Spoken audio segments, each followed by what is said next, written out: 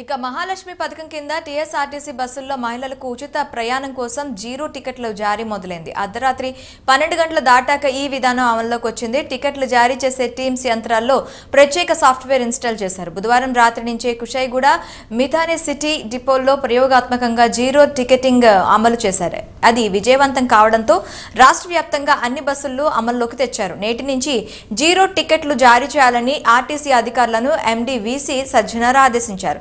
December 9 నుంచి RTC బస్సుల్లో మహిళలకు ఉచిత ప్రయాణం అమలు చేస్తున్నారు. జీరో టికెట్లో ఆర్టీసీ బస్, ఎక్స్ప్రెస్, ఎక్కడి నుంచి ఎక్కడికి ప్రయాణం తదితర వివరాలు ఉంటాయి.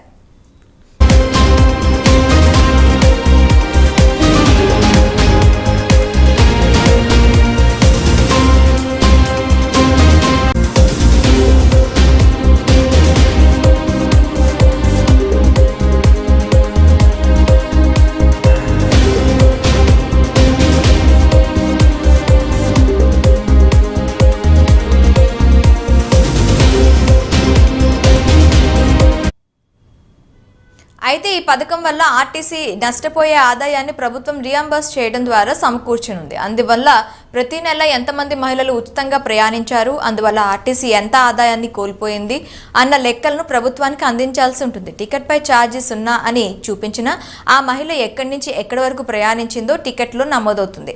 తెలంగాణలో నివసించే మహిళలకు మాత్రమే మహాలక్ష్మి పథకం వర్తిస్తుంది.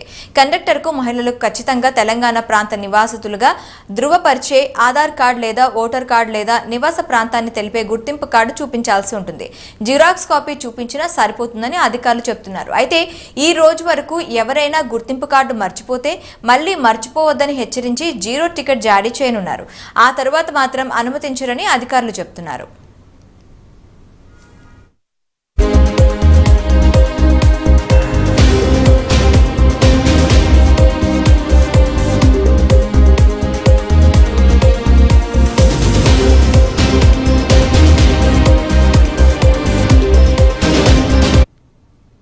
రెగ్యులర్ బస్సులతో పాటు దసరా, దీపావళి, సంక్రాంతి, ఉగాది, క్రిస్మస్ వంటి పండుగల్లో, కొమరవెల్లి, నాగాబా వంటి జాతరల సమయంలో Palle Velugu, mini Palle Velugu, express, city, ordinary, metro, express, regular బస్సులతో పాటు రద్దీని బట్టి అదనంగా నడిపే ప్రత్యేక బస్సుల్లోనూ మహిళలు, బాలికలు, ట్రాన్స్జెండర్లకు జీరో టికెట్ వర్తింపు చేయాలని ఆర్టీసీ నిర్ణయించింది.